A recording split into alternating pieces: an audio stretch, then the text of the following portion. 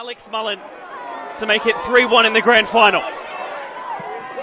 Puts in the penalty and wins the grand final for Campbelltown City. No one attacks it, comes back off the Fernandez. It's a goal! It's top! Oh! And then Talisman's got another one. City back quick. Jake King, what a shot! My goodness me! Oh, can't teach that sort of stuff. Sends it in, keeps it low, and it's gone in! It's gone in! LA Uni have scored in time added. Tries to get under control, and the shot from Tolland! Salisbury into a 2-0 up! Still Butler with another chance, it's 3-1 to Playford! Persistence has paid off for Playford! One touch the keeper, puts it into the bottom corner. Beach gives him a shoulder after that as well. He's lost his clean sheet, and he's lost his head with a red card! David, this is massive! Hello, good evening, and welcome to One Game at a Time. It is Tuesday, the 29th of July, instead of a normal Wednesday due to the Australia Cup matches between our South Australian sides tomorrow evening as we are live. I'm Seb O'Neill, as always, joined this week, starting off with Mark Talbot. And Mark, my question to you, what is your favourite rock song of all time? Good evening, Seb, and everyone watching. Favorite rock song? Geez, you caught me on a hop here. This is a tough one. I don't know, to be honest. Good start. Do you want me to come back? Yeah, mate, you got to stop doing this to me, mate. Seriously, you got to give me something a little bit easier because you're making it hard for me every week. Introduce our others. Come on. Yes, I'll let you think about it. And also, once again, as a special guest from Front Page Football, Christian Marchetti. Christian, welcome back to the podcast. You do have to answer the question though. Yeah, I'm not good with thinking about this stuff on my feet, so you're gonna have to give me a few options, and then I'll give you like a. Yeah, I can't. That's not how this works. You just meant to. Well, it's gonna have to be how it works in this case. I just can't. I gave you time to Depends think on what you consider as a rock song as well, Seb. Exactly. Oh, a bit of. Well, okay. Well, I would probably go. It's actually quite fitting as well. I'll go with "Paranoid" by Black Sabbath. Probably is one of my favorite rock songs. And I'm not a big not much of a rock person. That's probably one of my favorites. So does that help you? Get any ideas? I could go pop rock. I could go, not 60s rock, something like the Beatles, something from there. I could go because that was considered a bit rock at the time. Yeah. You just know it's just too much choice, mate. So if I was to go pop rock, I'd have to go like big hair rock. Would be maybe something like Europe, The Final Countdown. Yeah, see, that's a perfect option. That's a rock song. What are some like bands like or singers like main ones? Iron Maiden, Van Halen. I'm trying to think of like Guns N' Roses, Rolling Stones. Would you consider them a rock band? Yep. Yeah, Rolling Stones. Oh, I like "Give Me Shelter" by the Rolling Stones. Yeah, that's the one we listen to. Yeah. See? I introduced you to that one. Yeah, it's the one that Scorsese plays in all his movies. So. Yeah, Seb doesn't know who that is, which is a disgrace. I guess I do. Yeah, first name Martin. Thank you very much. I'm not as dumb as I seem. Yes, welcome back for another week. David will be joining us soon because it's a Tuesday. Alessio is training and he hasn't sent in any videos, so naughty boy. But he will come back next week, I would imagine. So David will be coming soon, but for now it is the three of us. And as always, we will start off with our picks of the week. Mr. Talbot, to you first. Oh yeah, what did I pick for this week? No, only kidding. So my pick of the week it follows on from last week's pick of the week, which was Sturt last week. This week it is Metro confirmed as the minor champions for the NPL with I think 3 or 4 games still to go, which is them backing it up back to back. Actually, and it's the first club to do so since Metro did it previously, and it was in the mid 2000s or 2015 or 14-15, I think it was around there somewhere. And prior to that, it was Metro who did it back to back. Before that as well. So They do things in threes, that's for sure, at Metro. So congratulations to them on the minor premiership and Danny Greystone. So that's huge for them. They've just got to continue that now in the Australia Cup and into the finals series, and obviously then into the national second tier competition as they've been confirmed in playing in that now as well. So that's my pick of the week. And the other pick for me is we've got I think it's probably our first team to be relegated out of any of the leagues, and that is Adelaide City Women's. Have been confirmed on the weekend that they will be playing in the WSL next season. And then my picks of the week. No, very, very interesting. I guess just following on from that, Christian, I was just double checking. Metro United's group will be RPL Leichhardt, Metro Stars, sorry. In the Australian Championship will be RPL Leichhardt, Sydney United, and the Premier of MPL WA. Yeah. Yes, so you're probably most likely Bayswater City or Olympic Kingsway. Most likely one of those. So. Of course, I think Olympic Kingsway playing in an hour against Melbourne Victory. I guess you're probably a bit more across the MPLs all around the country more than us. I guess how do you see? It's still very early, still got a couple months, but how do you see that as a group for a team like Metro Stars? I don't know. Sydney United, they're kind of like always in around the top six with the NPL New South Wales, and they've got some guys that have played like in the A League, so they've got some good players. And then you've got RPA is a strong team for sure, and have won silverware in recent years. And then you'd think whichever team comes out of NPL WA in that group on paper anyway would be considered the weakest. And then I just Metro, it's difficult because probably the brand of football they play is pretty good, and it works pretty well here. I think that's pretty clear, obviously, by the success. But it's interesting to see. I think it's interesting to see, like, kind of in the national comps, like, just how good some of their players individually are, and also Danny Greystone as a coach. Like, can he, innovate a bit more? Try different things if needed. Because really, they don't really have to try like a plan B too often here, to be honest, do they? Because plan A's just works so well. So that's always something I'm interested with them. But honestly, it's difficult, particularly at this stage, to tell, how they sort of stack up against some of those other teams. Yeah, certainly will be interesting when it does come around. I think especially looking forward to them having home games at TK Shutter and having those teams from interstate coming over and playing those matches will be very, very exciting. Christian, I'll go straight back to you for your pick.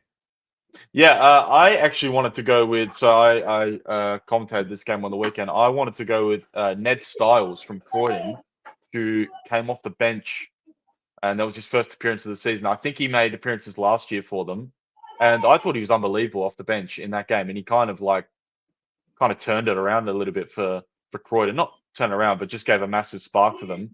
And that was also just that game in general was pretty interesting. Like the dramatic finish to it had kind of massive repercussions at both ends of the table, because Raiders played, well enough to, they could have easily got a point out of that game. And then Bartkowski goal and assist off the bench. Slattery got a goal and assist. He was excellent as well. So that was a pretty interesting game. And I thought, young Ned Styles, he was like, kind of like one of those performances where you stand up and go, wow, like that was really good. So I thought I'd give him a shout out. Yeah, and I guess also another thing to mention, you did make your commentary debut on Saturday, so well done to you, Christian. Very, very good to see.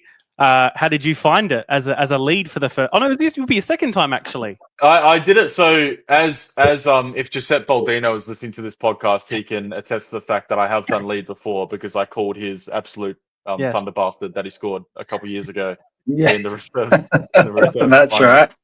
Yeah. And so that was the only game I'd done before. But that Antonis was on with me that day. So this was obviously by myself. I realized actually how much, particularly you said with the template that you sent me and stuff, like how much information research you guys do, like for the games to get ready and stuff. So that was definitely new. And as me and Seb were talking about, I need to allocate a lot more time next time to prepare all the notes and get everything in order. But yeah, no, I loved it. And I had a feeling I would. So yeah, at Jaden Betterman, few more games if possible. Just a public request there. Yeah. No, yeah, and you sounded very good, Christian. So very, very good to hear, and always good for someone to, I guess, take the load off the rest of us. If one of us want to have a week off, is always the good part. Oh, cool. So I'm just like a step in sort of. No. That's not what I said. It's good to have a large pool of people. I think is the main. Especially compared to, I think, Mark, for you, you were you probably were the OG for a bit of it. For this group, yes. Yeah, we obviously had LSA prior to that. Yeah, of course. But yeah, so yeah, myself would be one of the originals from when they changed over. I was just going to say, just a final point, I guess. How have you seen the progression of this from a broadcast perspective, and for our commentary? How have you seen that sort of grow, I guess? Oh, well, it's been massive. I mean, we used to have LSA one game a week, which was match of the round, and that was pretty much all we had. The other games we didn't have them filmed or anything like that. So the change from when I used to play as well, we used to have one game a week on the radio, and that was it. To then getting one game broadcast a week. Then we got all the NPL broadcast with one game commentated. And now it's more likely to have just one game not commentated, because we're getting across to pretty much all the games, and we've got 3 leagues now live streamed. So the growth has been massive in that regard, and the fact that we're obviously continuing to grow commentators, or the commentator bunch is getting bigger and bigger, and it allows a little bit of competition amongst us as well, to make sure we stay on our toes to then hopefully get given the big games when they come about and things like that. So it's become quite a good close group of commentators. We all rely on each other. We all help each other out. So it's been a massive growth, really has. It's been great to see. And like I said, I was lucky enough to get in effectively at the start of it and sort of ride the wave since. Yeah, no, and we feels like an interesting time to talk about the growth of the broadcast if we're going to talk about the AI cameras. So. I wonder who's going to speak about that. Oh, is that a knock at the door? What's that? Who's going to get this one? I think. Who's actually Christian? You should get the door because you're close. You're closer to him. I have no idea what's going on, Seb. You got to get up and open the door for him. Otherwise, he can't come in. I actually have to get out of my chair. Yeah, you actually do. That's what you have to do. Yeah. So you got to get up. Get out of my chair. Yep. Welcome to one game at a time. Okay. Yeah. Look, there we go. I've opened the door. Oh, I didn't actually open the door. I just walked towards my door. Yeah, you're not supposed to say that. Right. Christian. Because the viewers are so like, yeah, they really think I've gone and got David. Anyway.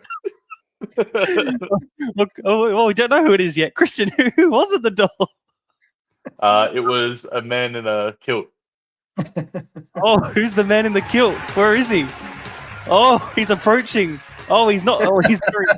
Why is he wearing Freiburg gear? What is going on? What? Can't believe you left me out in the cold for that long. Jeez, David, cold up in the hills?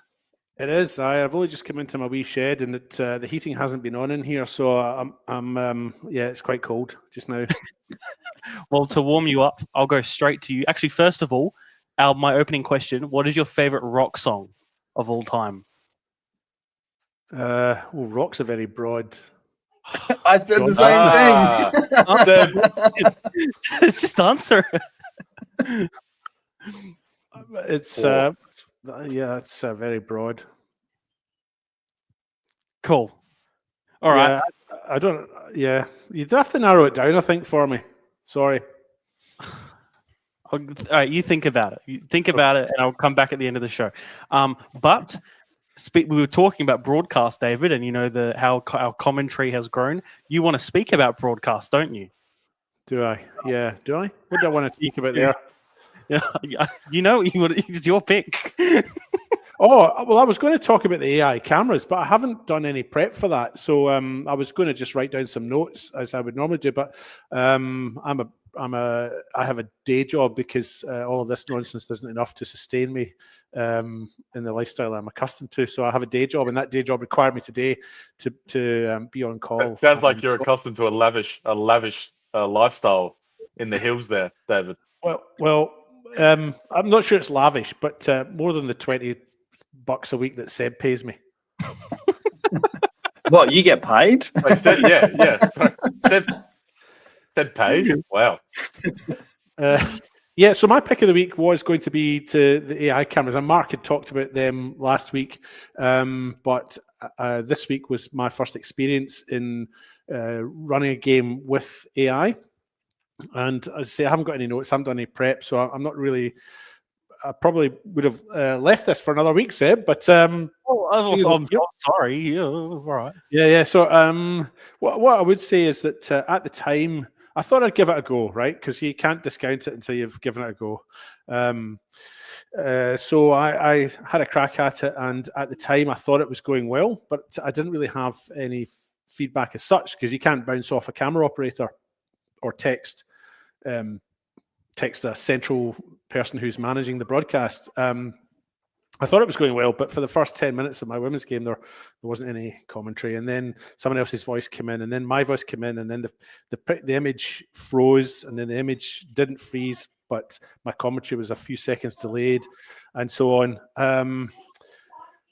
So, look, apart from that, it was a very positive experience.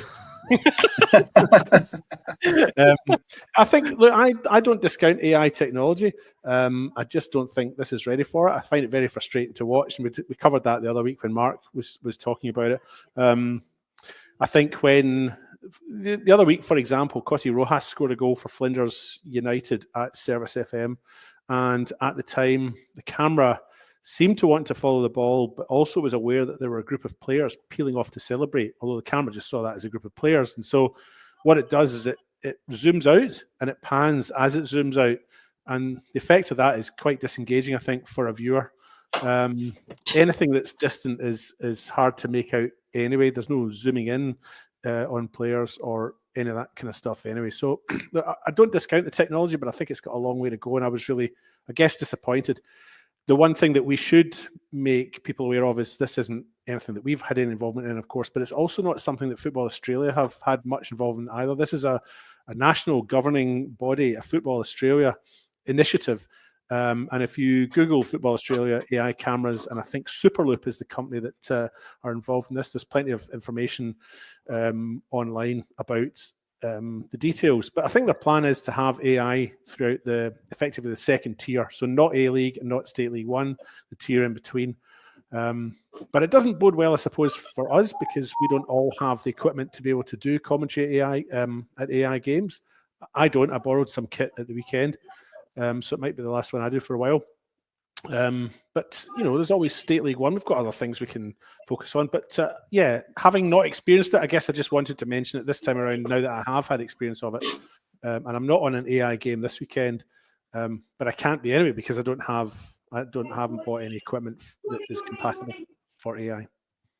Is that it? I was just gonna. That was good. Yeah, go on as well. I'm pretty sure this weekend no men's MPL games will have AI cameras, because they're all at grounds that actually don't have AI cameras yet. So that's interesting. And I think the other thing as well, I think we sort of, as a group, sort of noticed it a lot more this past weekend, that there were maybe a few problems. And obviously the weather probably was a bit of a factor for some of it. But I did a State League One game on Saturday. Very pleasant experience, very enjoyable. And then also even having watched like an AI game even watching the Metro Modbury game on Saturday night, David, with you, and then watching Comets versus Beograd last night, I felt so much more engaged watching it's just a lot more. Engage is the word to feel, because you feel involved when the camera is, something happens, it's zooming in on a player.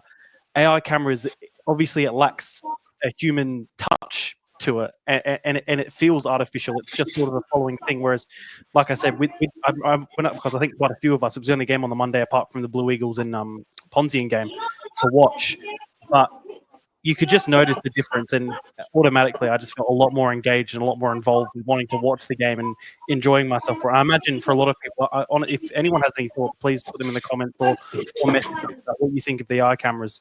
But that's, I guess, mine and your perspective, David. I guess Mark and Christian, you're probably somewhat similar.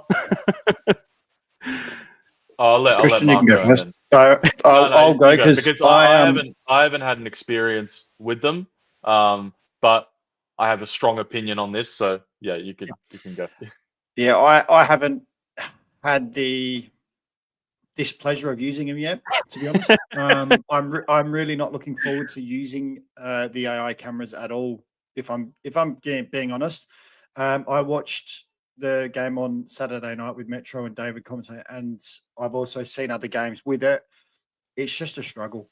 I mean, and to be honest, I know the weather played a big part in Saturday night's game with the camera, but if it can't get through a rainy day without just diluting the picture that much, because you couldn't even see Mowbray, you couldn't see in the second half, you couldn't see to the left of the pitch. You couldn't make out heads or tails of it, and that was really disappointing because it's just the fact is that they're there. It's a winter game. They're going to get affected by rain, and you couldn't see half the pitch. So for me, straight away, that was really annoying. And I still struggle with it because I was talking to someone else. I won't name any names, but they've got an AI camera at their ground. Unfortunately, I haven't had to worry about that yet. But they were saying the zoom on them is fantastic. You can see what laces the players have got on their boots, which is great. But the problem is we're not following laces. We're trying to follow a ball. And on a corner in that Metro game, the camera would zoom out on a corner that was on the far side, and I'd be watching the whole half of the pitch for a corner that's happening inside the 18-yard box. I don't want to see the rest of the pitch. I want to see what's happening up close and personal. And there is just no, and you're right, Seb, there's no engagement. Yeah. I mean, I called the game on Friday night, the Bacala game, and it was awful weather. It was absolutely diabolical. Like the rain was coming in sideways. It was a nightmare, to be honest. But I'd rather be doing that with the cameraman than trying to do that via AI. It was just because I don't think it would have worked at all. Yeah. So I don't like it. Not that I don't like it, I just don't think it's ready yet. Yeah. And I think there's also a time and place for it. Whereas I think in the NPL, maybe it's not its purpose, but if you have a game that you can't get a camera person for, like, again, having Aveo is the perfect example. If you just need a game live streamed, you're not going to have a commentator, but you want it out there, people want to be watching it. I think that is in my opinion, the best outcome for these cameras is worst case scenario, I think. Yep. Christian, to you. Well, yeah, and everyone knows how to operate those things, for example, at the moment too. Listen, I think it's awful, the implementation of this. I just don't. And this is Football Australia who I'm talking to here. Now, I want to, as David said, I want to be clear on that because our colleague Jaden is probably getting a lot of, maybe inquiries and stuff about what's going on with this, even from us, and he's got no control over that. David mentioned something interesting there. He talked about how the second divisions, like the Australian Championship at the end of the year, and perhaps Football Australia are using this period to trial this stuff, and you're just kind of sitting there like, what? Why on earth? When every game so far for basically 3/4 of the season has been no issues for the most part. Of course, we have our odd technical difficulties here and there, which just happen. That's always going to happen at this level in particular. But you just dump this thing in the middle of a season. Did they do their own testing offsite of this stuff before? Like, who knows? It's just kind of, and then you're asking, people who work 9-to-5 jobs, who do this on a volunteer basis pretty much, to just try and work this stuff out on the go. And it's just ridiculous, the whole process of how they've implemented this. And and actually, to echo Mark's thoughts, I'm not against it. And clearly it's a cost cutting thing. That's obvious too, to kind of use without having to, pay camera operators and things like that. But like, it's not, the timing's not right.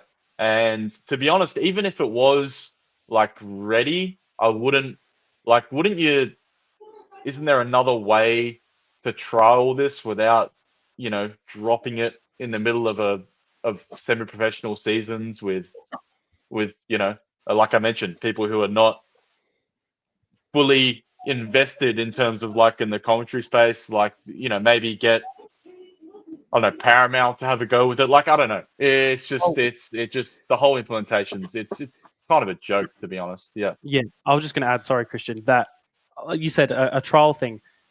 I try State League 2, WSL. Set a camera Well, up in one. They're not live streamed at all. I'm sure they'd rather, those teams would appreciate having something, having a go there, even though it might not be perfect, but it'd still be better than the nothing they have. So even they're like that. I mean, I don't know how hard it is to implement these cameras, of course, but that is probably an option that could have been gone down. But yeah, there's anything you had else, Christian? That was just sort of me interjecting there. Yeah, look, I just, I'm someone who's usually quite critical, and because I want to push standards and drive for things to be better and stuff. And you can definitely make a case with something like this that it can make things better and more efficient. And in the best case scenario of it, kind of everyone wins, because maybe you can save some costs with the camera stuff. Maybe if it works well and it's implemented properly, as Mark mentioned, like maybe the camera and the visuals actually do look better and things like that too. But you actually have to think out a process and a plan that when you introduce this thing, it's actually going to, take off smoothly. And it's just, I don't know what the communication was to implement this, but there's clearly a disconnect. And it's the whole process has just been a bit of a sham, to be honest. Yeah, of course, more games will still be using it for the rest of the season. So I guess probably more just thing to keep your eyes peeled if you are watching at home. You're watching the live streams. You probably will be able to notice the difference between a game with a camera person and a camera. So if you do just let us know what you think. Yes, David. Just a concluding remark as well is, if people do find it difficult to watch, I mean, I know that the YouTube content is free anyway, so I guess you're not paying for it, but. You should contact Football Australia and register, maybe not a complaint, but register your dissatisfaction or register the fact that that it's not as good, if you feel it's not as good. Watch a couple of games. The cameras are at most of the games you watch from Service FM are AI cameras, and I believe TK Shutter Reserve is now going to be using it going forward. So if you're watching games there and you don't think it's great, then contact Football Australia, not Football South Australia, Football Australia, the national governing body. I've sent you a link to the article as well, Seb, if you wanted to put that in somewhere. And just let them know what you think, because if they don't get any feedback, they'll just carry on, I think. Yep. No, well put.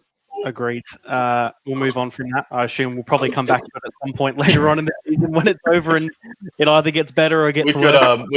We could ask them, but they'd probably decline the comments. So. All right, we'll move on to my pick. My pick is sort of. There's been a lot of discussion about, a couple months ago or a month or so ago, Mark, you got that survey about the senior men's competition structure. And I think there is a few discussions at the moment. I've only heard rumors about all around men's and women's, whether that's changing. So I wanted to put forward what's maybe in my opinion, what could be an ideal structure for us. And I guess you three tell me if I'm stupid or if you agree or not. Is probably the main point of this. I did one for the men and women in a little nice PowerPoint presentation as well. So please enjoy this. I love that you've got time. Yeah, thanks, Mark. Appreciate it. So this is my idea. Yes. Of course, the dream is a completely open pyramid, but obviously we don't know how possible that is. So this is probably my best case scenario in current situations. So MPL to 14 teams, 3 go down, and a first to 6 final series. So that's pretty much the same, except with an extra relegation spot and extra teams. Interstate League 1, 12-team lead, 3 go up, 2 go down, but finals is scrapped for a playoff system in State League 1 because I don't know. I don't know if I speak on behalf of a lot of people, but having the 2 teams already promoted in the grand final sometimes feels a bit pointless. Do you agree, Christian, or disagree there? I absolutely agree. Yeah. Okay, so we're on the same page then. I don't know. Obviously, we're accredited with FSA here, so I don't know how much we can talk about sort of competition structures, but I think there's a pretty universal opinion on that it's kind of ridiculous. So yeah. Anyway, moving on. Yes, so that's how that works. 3 to 6 playoffs. Yes, State League 2, 12 teams. We lost Mark. That's fine for now. 2 up, 2 down. On the stream. We lost Mark. Yeah. First place automatic promotion and 2 to 5 playoffs. Again, first place not playing in that final system. State League 3, another 12-team league, 2 up, first automatic, 2 to 5 playoffs.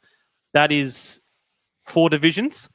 Adding on also a League Cup, which is only teams from these 4 divisions.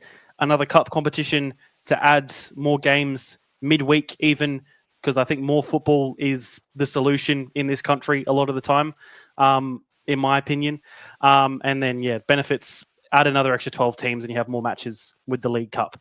That's the men's. Looking at that, do you think I have a good idea, a good imagination? Or is this silly and, don't waste your time with it? Christian, I'll start with you. So I think you got a typo there under SL1. That should say 3 up, 3 down, shouldn't it? Yes. No, 2 down. No. 2 down to SL. Oh, right. Okay. Yeah. So basically, with the NPL, you're basically doing like Victoria's, but it's 3 down instead of 2. Yes, just an extra relegation spot with 2 more teams. That's the only difference. I don't think that seems pretty sort of pretty standard. The only thing is, so I think like with the SL1 structure, and I don't know what David and Mark think about that, but so for example in the NPL in New South Wales in 2023 they tried to bring back in first past the post, and so no finals in the NPL and first wins out as the champion. But it got a lot of criticism because I guess we are in Australia and everyone loves final series and the grand final and stuff, and I think you still kind of need that in some capacity. I just think with SL1 and SL2 when you talk about promotion, like why does the team which finishes first just shouldn't participate in the final series? And also the other thing is by doing that, and if you allow another spot for another team to enter into the postseason for the final series, then that just creates more. It creates another spot, more jeopardy, more of a chance for another team to end up in promotion, sort of a chance for promotion. So this seems like a very how can we make this more like England? That's maybe a bit, a little bit. I like the League Cup thing. Yeah, I'm because I just don't think we play enough games. 22 in the NPL seems like like even in the A League we don't play enough games. So yeah, I don't mind that idea at all. I think with the State League stuff, I think Mark and David could probably talk about it a bit more informatively than I can. So yeah, pass on to them. David and Mark, who wants to go? Mark. Thanks, mate. Appreciate it. Look, I would love just to see a pyramid from top to bottom. The simple fact is the CSL, the amateurs, a pyramid from top to bottom. If the amateur teams, it all becomes just a pyramid all the way through. There's no more amateurs, no more CSL. And effectively what you do is you've got, I mean, you could run similar to England where they do have a Sunday league, what they call the Sunday league. They've got their league football, the non-league football, and the Sunday league. Could do something similar, but the more teams can play under the pyramid, it allows them to move up if they want. If they don't want to, they don't meet restrictions, whatever, they don't have to. They can say, no, we don't want to promote. I mean, look at it's exactly the same as what happened to Wolves women's team. They didn't elect to get promoted. The team went and won the league and they didn't get promoted because they didn't elect to go up. So you run at the same principle. But if a team wants to go up, at the start of the season, the teams can go, yep, if we win, we're going to go up. Or they say, if we win, no, we're not going up. Like they can state at the start of the season what their ambition is. Simple as that. And you just have an open league. In regards to finals footy, or finals football, I prefer first past the post. But I understand why we do finals football because it does add a big element to the Australian way. That's obviously why I've kept it in the NPL because that makes the most sense, I think. But having it in lower divisions seems a bit silly. I would love to see it so that the team that wins SL1, 2, 3, they go up automatically. And then again, like the England, you do a promotion playoff. So the teams that are fighting for a promotion that don't win it, they play off. The team that wins the league wins a league. Yeah, which, to be fair, although we criticize it, sorry, Christian, it is a bit what State League 2 is doing right now, where there's going to be jeopardy in every single one of those finals games. It's convoluted, but yes. Yes. Christian. I actually re-looked at that structure today, actually, funny enough. It's convoluted, but it does allow that there's jeopardy in every game regardless. Yep. In the very first game, the top two teams that play against each other, the winner of that is promoted. That's a grand final. That is a grand final. So there's your grand final. The rest of it is just promotion playoff. Yeah. Look, I'd love to see it just as an open because I also think that will allow more for us to have more teams more opportunity for us to have teams in the Australia Cup down the line when some of the leagues like New South Wales might lose a team, we might gain that spot, which would give us an extra spot, give us, 4 for SA alone, including obviously Adelaide United, but that'd be ideal. Christian, you were just going to interject before. Yeah, well, I know David probably wants to chime in, but a couple of things on Mark's point about the kind of if the clubs don't want to go up. I think if you open up the pyramid, like it's natural selection. So if a club is ambitious and they're going to invest in moving up the pyramids, and they will. They will, exactly. Yeah, and if you're not and you don't want to, well, you're probably going to move down the pyramid, or that's just exactly how it is. Exactly. And so you know what, Christian, the two prime examples of that, you look at Metro Stars and LA Comets, both started out as amateur sides with the aim of being NPL team, or back then it was Super League or whatever the top division was when they joined, and they went about going through the leagues and did all of that. And now look at the two of the most sort of late, especially Metro, but they're two of the biggest teams in the NPL because they built towards that. And that's, again, natural selection. You're right. It will just be those teams that go, okay, actually, we can meet restrictions. If we win the league, we'll go up. Simple as that. And I think the collegiate soccer league is interesting because, like, for example, I know Campbelltown, I think they still do, like they field a team in the CSL.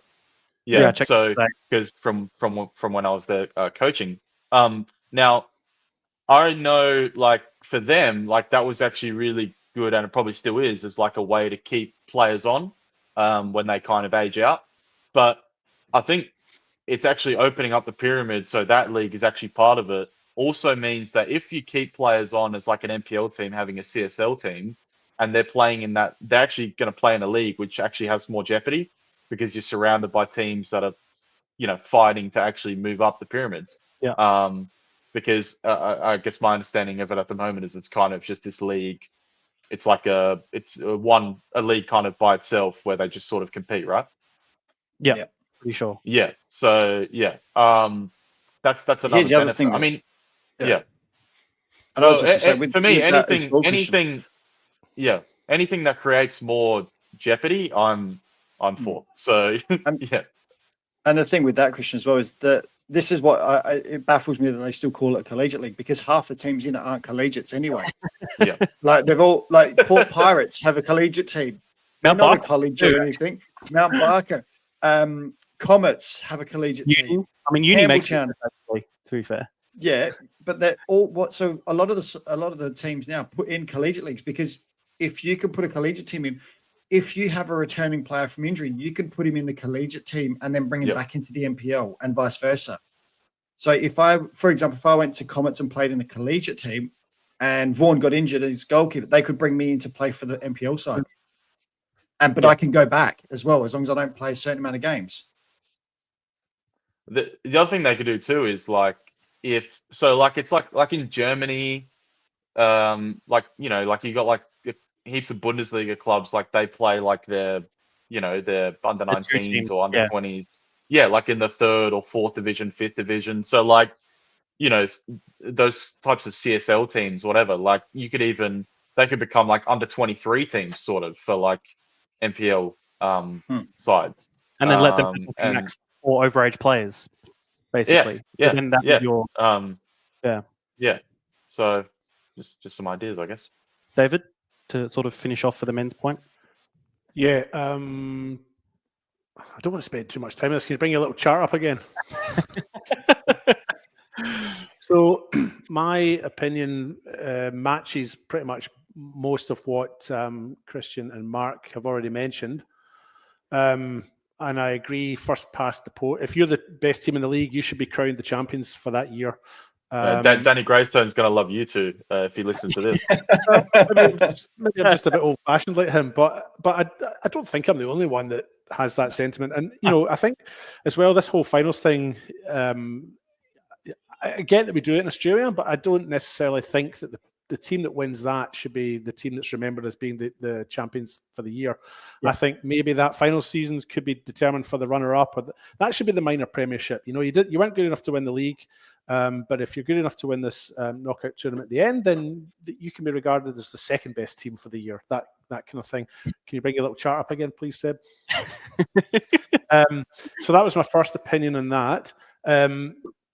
And then the second thing I was going to mention, I like the idea of a League Cup as well. Second thing I was going to mention was I don't know if we need a State League 3. I think NPL, State League 1 and State League 2 are fine.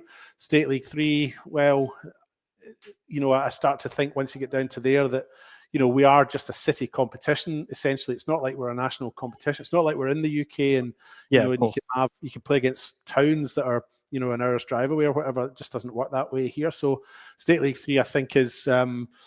it's just a name essentially, because once you get down to State League 3, you are effectively in the, at the same sort of level as, or even arguably lower level than the top of the SASO and maybe in the top of the CSL.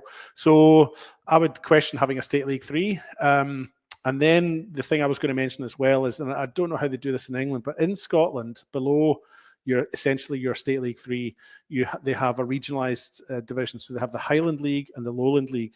What happens there at the end of the season is the winners of the Highland League and the winners of the Lowland League play off against each other.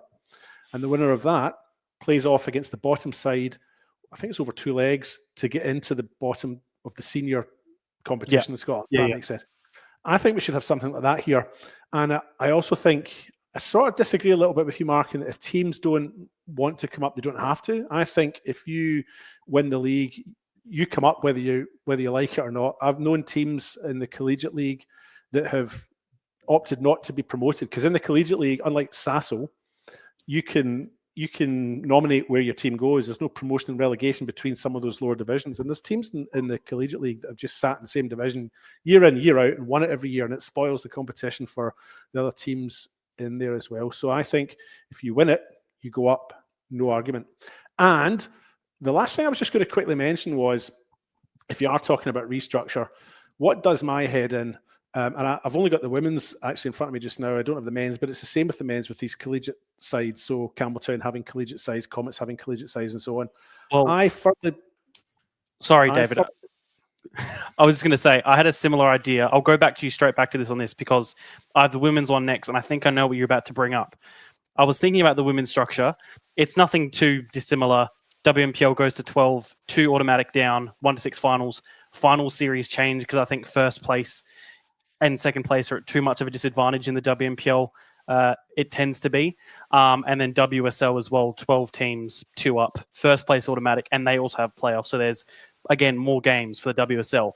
The idea I toyed with was another cup competition which was entirely open, which I think is where you were going, David. But it's hard to do because a lot of these teams, like Adelaide Comets and even West Adelaide, have a community women's team, if I was catching your drift there with what you were about to say.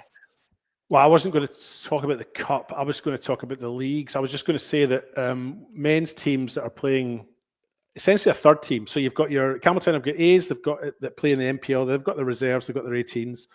If they've got a collegiate side, you could treat that as being your men's C grade, if you like, or thirds, as you might have called it in the olden days.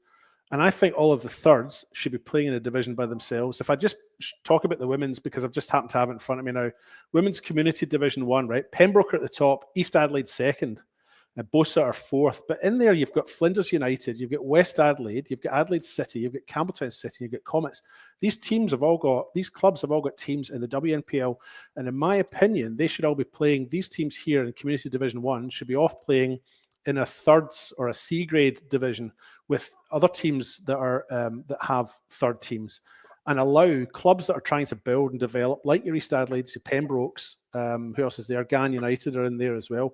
Allow those clubs to breathe and to build and make that Community Division 1 a team of a competition of clubs that have got the aim of trying to get into maybe WSL, build for WSL. Because if Flinders are sitting third in that competition and West Adelaide are finishing fifth in that competition, what does that do for clubs like Gan and Cobras, for whom this is their A grade? That's the point. And it applies to the men, but I just don't have the men in front of me just now. But it applies to the men as well. In the amateur league and in the collegiate league, all of those teams that have NPL firsts and reserves, they should all be playing in a thirds competition somewhere, like a third division, like a C grade division. They should allow these other teams that are trying to, build. I haven't got it all in front of me. I'm a bit unprepared, but that was my point on that. I think allow these divisions below NPL, WNPL, WSL, all of them have separate clubs in there. Rangers and Celtics teams play in the Lowland League in Scotland, and it does my head in. Why aren't these guys playing for Cowdenbeath and Brechin and trying to play first team football for them, not third grade for? Sorry, I've got a bit fired up. It's not like me. No. I completely agree. I like or completely understand what you're saying in the fact that get these teams that have got an A grade, stick them in. I mean, in the amateurs they play an A's, a B's, and a C's. In the amateur league. So why not create a C league effectively? Chuck them all in there. If they've got a WNPL or a WSL type side, chuck them in there, and let these teams that are probably like someone like Garn are probably going, hey, our men's are now in the SL2. Can we get our women's in the WSL? It'll allow them to grow. It'll allow them to build and create something. So I actually don't mind the idea at all. I think it's a great idea to allow clubs to then build, grow, and effectively create a bigger WSL, create possibly a bigger WNPL if the teams are there, because it's only getting stronger. Yeah, absolutely. There's enough teams for it as well. Modbury Vista, Metro United, Flinders again are down in Division 2 for the women. So there's enough there for a separate competition. Sorry, Seb, on you go. No. All I was saying, just to finish off, the women's structure I had here, too many disagreements. I think this is pretty solid, in my opinion. I think the WSL needs more games, so playoffs are probably fair. Probably their only thing is probably how many go down and maybe the expansion of the WNPL. But other than that, I'm pretty happy with it. I don't know what you think. I'm going to push back on that. I don't think the WNPL is ready for 12 teams. I think because what I mean is, well, first of all, 12 teams in the WSL, like, I don't know, can you actually get 12 teams? Is that's a question. I think you could get 12 teams.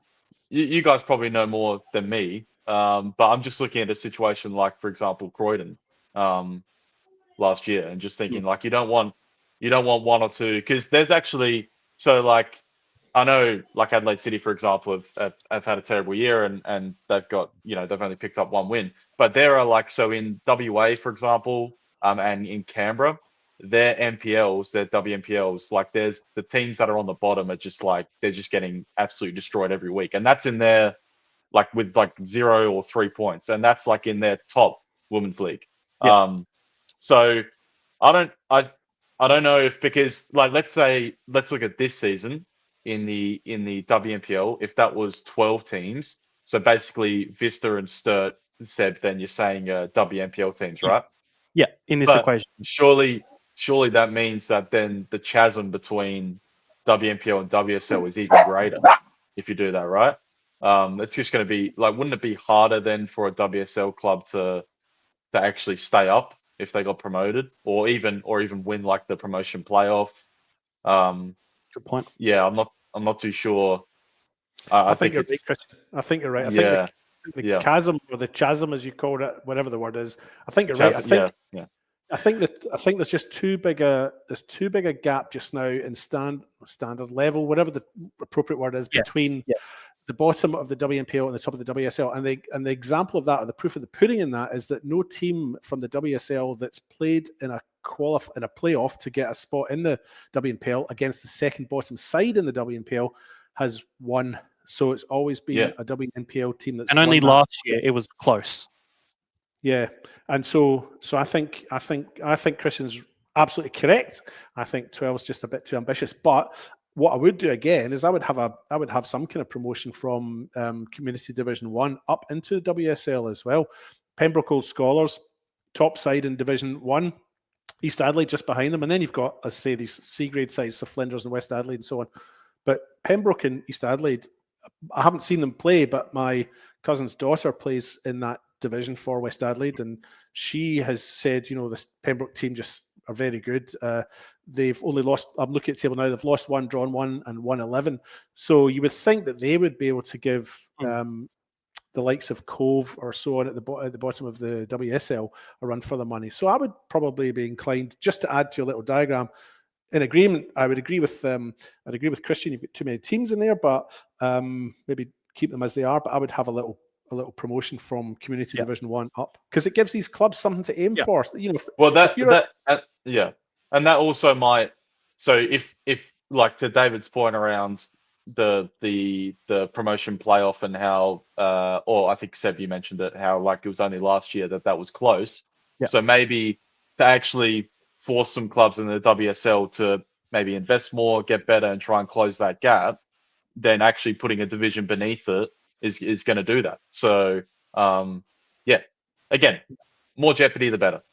Yeah, I think for the sake of discussion, the diagram was more of a guide for discussion and a rough sort of talking point.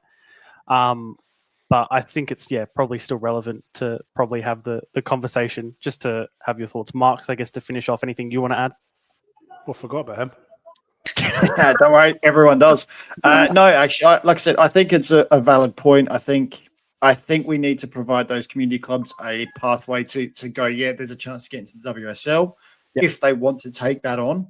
And I think that eventually we need to get to a point where we can increase the numbers so there are more games, but we're not quite ready there, as we do know that the WSL, that second team in WSL, hasn't won that playoff. I think this year could be again close, like last year, because I think Sturt and Marbury Vista have been by far away the best two sides in that WSL. So I think there's an opportunity this year for that to happen, but I don't think it's quite ready yet. But I think if we can implement as David said, that promotion to WSL from community, that will then allow us to eventually grow the WNPL. I think we've got to start a little bit lower to then get the top rankings, the top league a bit stronger. But I think with the women's game, I think if it starts lower and then we build, I think that's probably I think that would be a better scenario in the WSL and WNPL ranks. Yep. No, agree. Good chat all round, I think. Good points brought to the table. I enjoy these types of conversations. Always fun. We will go through now the results of the past weekend. Starting off with State League 2 in the North, Gawler Eagles in Elizabeth Grove having a 2-2 draw. Salisbury Inter beating Northern Demons 3-1. Marbury Vista Adelaide Atletico playing a 3-3 draw. And Garner United versus Port Adelaide postponed. And that started at 7 p.m. So they're probably actually near the end of that, but I don't have a score update for that. For the South, Adelaide Uni 2-1 winners over Adelaide Hills Hawks. Seaford losing 3-1 to Mount Barker United. Adelaide Titans a 3-0 loss to Eastern, and Noarlunga United versus Western Strikers, another postponement that will be played on Tuesday, the 5th of August at 7 p.m. I guess, who should I go? I think for me, he's not here, but he would want to talk about it. Mount Barker are in a bit of form. How is he not here? How is he not here? I watched after the first that? half. Wow. I actually watched the first 30 minutes, almost first half of that game. yeah. Actually, Okay, well then tell us. Yeah, I went down and watched that. I actually had to drop the kit off from Friday night for Alessio, so I snuck in to the Seaford game and watched the first sort of 30, 40, I think nearly the first half of that game because I was actually able to catch up with Michael Cartwright. And to be honest, Barker were doing really well. They were putting Seaford under pressure. Seaford had a couple of moments. They kept the ball quite well at times. What's that? It sounds so shocked when you say that they were I doing. I love how it's like Barker was doing well. Like I couldn't believe it. But you got to remember though. You got to remember. I was there when they first started and came into this league, and it's been a slow build. It's a slow process. It's about changing their mentality. And this is one thing that was highlighted was that, and I think it's starting to show. They've now 3 wins on the bounce. They're starting to show a winner's mentality. I think prior to that, they really struggled with gaining that because they didn't win enough games to start to build a habit of going, oh, this is what it feels like winning every week. And they're starting to build that. And like I said, Seaford played some good football at times. And to be honest, the way Andy Quarterbank has them playing, they're going to play football. We've seen him take over Souths and things like that and play that brand of football at different clubs. So you know what you can expect from what Quarterbank will get from his team. But Barker pressed hard. They played hard. And in the end, they came away with a 3-1 win. Their first goal was a penalty. And their keeper made actually, he saved the penalty. The Mount Barker keeper saved the penalty as well in the second half. So it wasn't as though Seaford didn't have their opportunities. Barker just stood tall, really strong. And like I said, they on the first half showing that I saw, they were definitely worth having at least a point and again, eventually took out all 3 because they obviously closed out the game quite well. They defended well in what was hard conditions too down at Seaford. It was cold. It was overcast. It was windy. But they, for all what I saw, mate, 3 points was a fair shout in the end. So yeah, like I said, but 3 wins on the bounce for them is just incredible. And they're starting to, like I said, change. I think they're starting to change that culture a little bit from let's just go out there and see what we can do to let's go out and actually let's get 3 points and win. And I know that's the aim of the game, but any of you guys know that when you've been involved with a team for so long and when you struggle to get results, it's hard to break habits. It's hard to get out of that mentality. And it does take a lot of time to change it. And I think they're starting to really turn that around now, actually, after seeing the weekend's performance and chatting with a couple of people. They're starting to change that culture, change that mentality, go, we can win games, we can actually succeed. And I think that's a great thing. Like it's been great. I mean, they had last year's club captain sitting on the bench. Like they're progressing the team. And that's not against Cam or anything like that. It just shows you that now they're actually building a squad. They're building players that can come in and do a job and things like that. So that's great for them. They've just got to make sure that they can do that. And the other thing I think it will do is it will start to change the mentality of their under 18s and their reserves. I know the reserves are doing really well. They're sitting 3rd, I think, in the league. Yes. But it will allow them now, because their under 18s really struggle for numbers. If their first team can start getting more results and start climbing the ladder, the young players that are in the Hills are going to go, oh, actually, do I want to go to Adelaide Hills or do I want to go to Barker? And they've now got a choice. They're going to be going, actually, well, Barker are doing really well. I might go there. And they've got the facilities. The facilities are fantastic. So it's not a question of that now. It's now going, okay, well, what can I do? What's the club culture like? And they're starting to change that. And I think that's only a positive thing for the Hills because it will now allow a real derby. And we've started to see a real derby between the two now. Yeah, absolutely. David, I'll go to you. Where do you want to go in State League 2? I guess it's up to you. Well, can I just, as a Hills boy, just add a little comment there? You're most qualified, in fact. Yeah, exactly. They are on a roll. They've won 3 in a row, and I think they've got Titans next, who have lost 3 in a row. And I'll probably back them to beat Titans this week. But it is only 3 games. I mean, they've played 18 games, and they've only won 4 now, 4-3 in a row, and then one earlier on in the season. So, yes, the signs are positive, but Norlunga below them still have a game in hand, which if they win would drop Barker back down to second bottom. So I'm not sold yet, I guess, is just what I wanted to say. Despite all of the positive Of stuff course, that's it's your boy. But no, yeah, no. yeah. I just realised Dawson Bojanic is that Yes. Parker. Goalkeeper, He yes. was in Europe. He was in Europe for a couple of years. He's a son of the coach yeah. as well. Yeah. Okay, right. Because I mean, you guys are much more across like SL2. Yeah, so he than I am. only joined in the transfer window. Right. Yeah, I Yeah. just So saw he's that only name. I played was the like, last few games. Yeah. I know him. He was in Europe. So there you go. I say, David, do you want to continue? Anywhere else? No, I was going to jump over to North. Have we covered South? Yes. Well, not all of it, but you can go to North. Mark or Christian, do you want to cover? I was just going to say on the south side, just quickly, I'll cover the rest of it off. Eastern United 4 points clear at the top. So Adelaide Uni trying to catch them. They both won last weekend. They've both got Adelaide Uni probably got the harder game out of the two. They're playing Western Strikers. Eastern United have got Noarlunga. Noarlunga do have the catch up. Western Strikers, obviously. So that'll be interesting to see how that goes. But across the league, I think the finals positions of the top four, which are pretty much, I think, set now. That's a given. I think you're looking at that's how it's going to finish. Those top four will be playing finals football.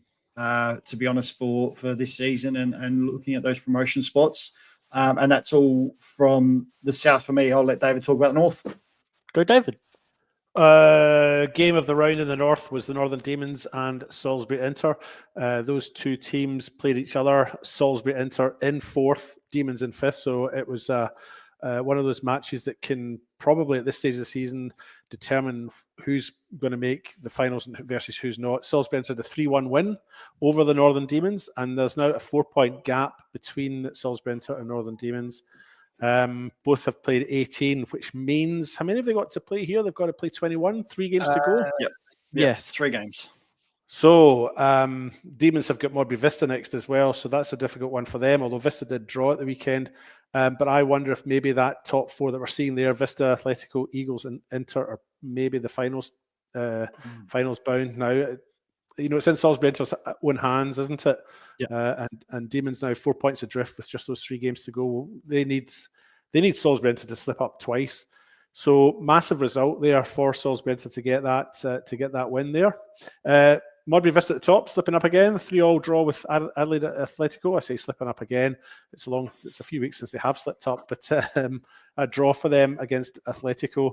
And there was another 2 teams drew. Gawler and Elizabeth Grove also drew. It's one of those odd rounds where only 2 teams had wins. Salisbury Inter and Gan United. Gan United was the only team that won in that. They beat Gawler 2-1. Anyone else want to add anything? Well, I was going to say, just looking at the math, they've got 3 games left, correct? They only need a point. Yeah. I was going to say, well, no, technically, haven't they done it by now? Technically? No. They finished first? No. Well, the only way would be goal difference that they could lose it now. Yeah. Right. Right. Who are you talking about? Salisbury Inter? Vista. No, Modbury Vista are finishing first. Sorry. Yeah. So they need one more Yeah. point to secure first place, basically. Yeah. Right, okay. I just saw Matthew Mayo's at Adelaide Atletico now too. He scored the opening goal in that game. He was at Beograd last year. Moved in the window.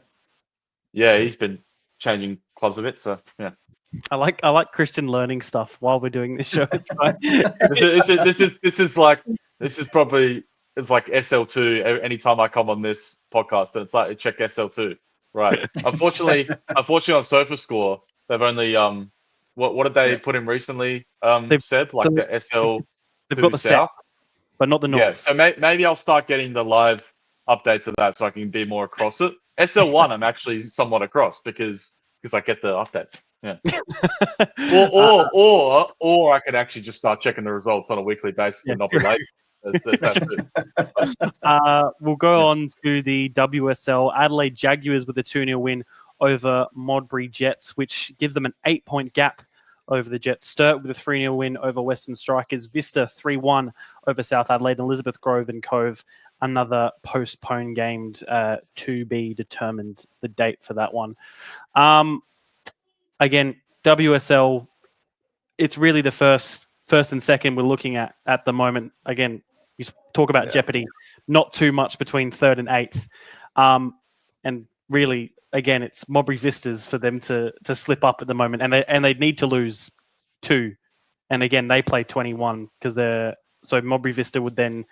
Oh, I'm not good with maths, guys. Help me out. So clearly you're not. Sturt are 3 points behind with 3 games to go. So they need for Mowbray to at least lose 1 game. However, Mowbray Vista have a superior. The goal difference is massive. It's 51 goal. What is that? They've got a goal difference of 51 positive. Plus 30. So plus 30 on them. Yeah, so you're not going to see that. I mean, Sturt really need for Vista to lose 2 games. It's as simple as that.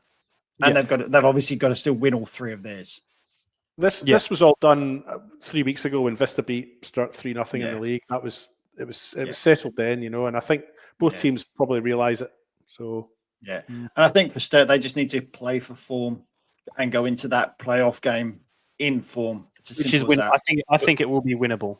So most likely Sturt are going to play Uni probably in the promotion playoff. Yes, probably. Yeah. What was it last year? Uni played in it last year too. Vista. It's been Uni and Vista for the past. I reckon it was last year and the year before it was Uni and Vista.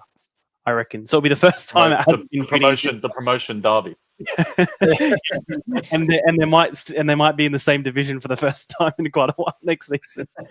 That is, of course, Uni do win that playoff game, assuming they make it into that. We'll go on to State League 1. West Adelaide with a 3-2 from behind win against Cumberland United. Salisbury United, a late winner from Fulham, meaning the away side win 2-1 there. Vipers and Cobras in the Snake Derby, 2-2. Adelaide Olympic losing 2-0 to Sturt, having already claimed first spot in promotion. And Adelaide Blue Snake Derby implies a different meaning. No, Cobras and Vipers, what do you mean? And then, just to finish off, Adelaide Blue Eagles winning 3-0 over Pontian Eagles. The Eagle Derby last night. Due another one rescheduled, and then also the Southern Derby, quite a few derbies this weekend actually. Although this one wasn't played because of the rain. This one using the term derby way too loosely. Way too. Oh, we love it. We love it. Oh my god! This is We're actually trying to make one up each week. This is the only derby. The one I'll never get over is what's the M1 derby, like the Croydon Olympic one. Oh yeah, it's just ridiculous. That's real. You've got the distance derby, which isn't getting played anymore. That's Seaford and Northern Demons. Seaford and Northern Demons. And then just to finish off, Cove and South Adelaide rescheduled for Tuesday, the 5th of August, an 8:15 kickoff. A bit late on a Tuesday, but I'm sure plenty of people will still watch it. And I'd imagine, David, I think you might be there to commentate because you love the scaffold and you're wanting to be there as soon as possible. Your true love. The thought has crossed my mind. I haven't contacted anyone yet about it, really, but Well, FSA are fine with it. I probably should ask the Cove, and then I probably should ask my wife at some stage as well. But, that's the ride out derby. That one. Yeah. Yeah. See, that's you're getting the swing of it now. You just make up names for it. It's great. Should we give the our South Adelaide better without the ride outs Should we give that one an update in a second? I know Alex and JJ are listening, so yeah. Do you know, David, I'll go to you to sort of start us off on State League 1. I wasn't expecting that. Well, the first thing that comes to my mind is the game last night. I did watch the Blue Eagles and Pontian Eagles last night in their game. Blue Eagles, Declan Gray, I think, scored a header from a corner early on. And then Dante Cacciavillani scored, and then Ricardo da Silva scored. So it probably wasn't as one-sided as I was expecting, even though the score maybe reflects that. I thought Pontian Eagles did okay, but I wasn't absorbed, if that makes sense. So I think Pontian are probably done now anyway, aren't they? We have got how many games left there? 2 games left to go. Oh, they're mathematically done, actually, aren't they? They can't catch Vipers. 3 games to go. What are they? 7 adrift. Yeah. 7, yeah. So it's not mathematically done, but it will be this weekend if they lose and Vipers and South win their games. What else, Seb? Man, when you're doing the maths like that, we just cut to the chase. They're done. Yeah.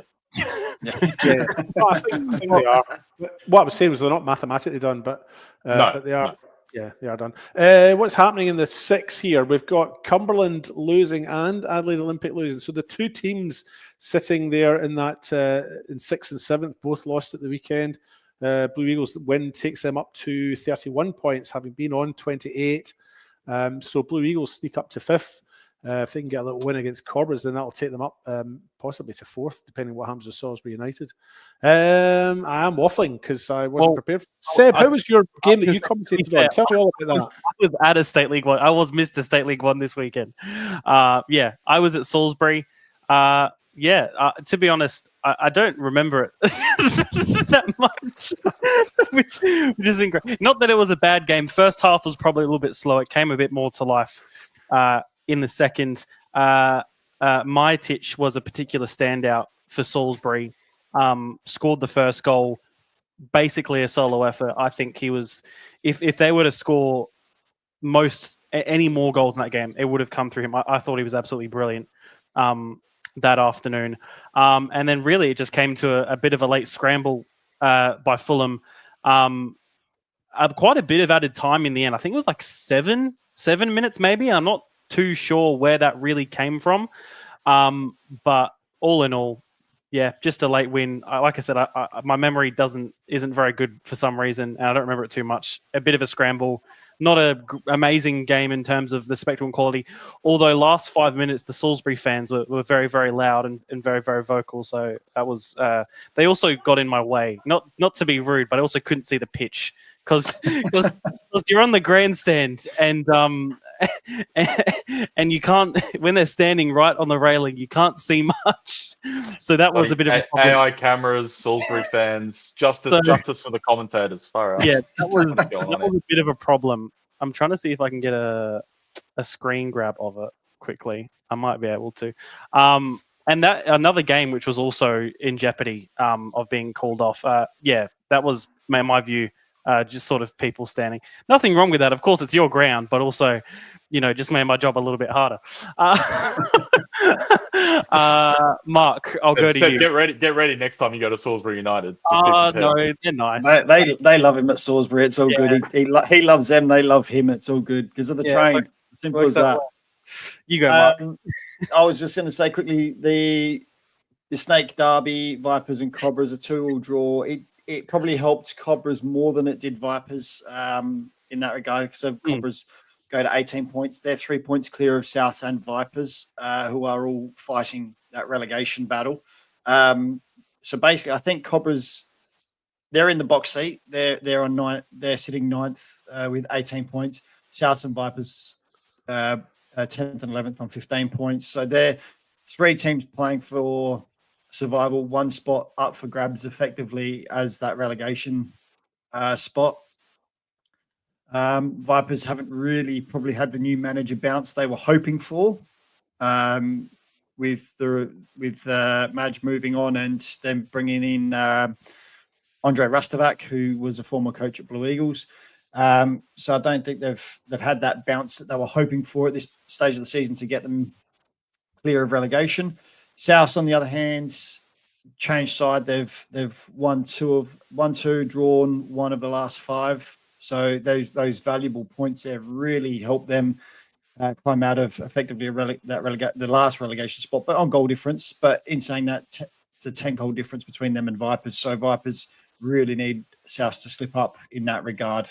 And even to be honest, Cobras, if they don't get some results, they're sitting on 18 points. If South and Vipers can get a win each, then Cobras are really in trouble. They're on a -16 along with Vipers. So goal difference isn't helping them if results don't go their way. So they've got to be very careful.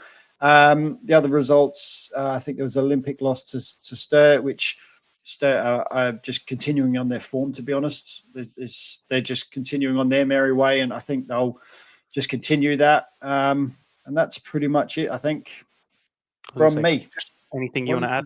Final remark on the Cove there. They've got a game in hand. If they win that game in hand, they'll go to 28 points. So they'll be equal with Cumberland, but their goal difference is vastly inferior. And do you remember they lost that game at Sturt 8-1 or thereabouts? You know, that's another one of those results that you think maybe at the end of the season, that one game where they've had that blowout is going to potentially has the potential to cost them. Yeah.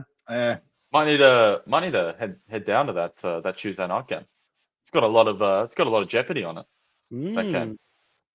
It's a must win for Cove. Well, it's a must win for both because South need to put a bit of distance between themselves and those bottom two spots. You know, so it's a must win for both. Should be good.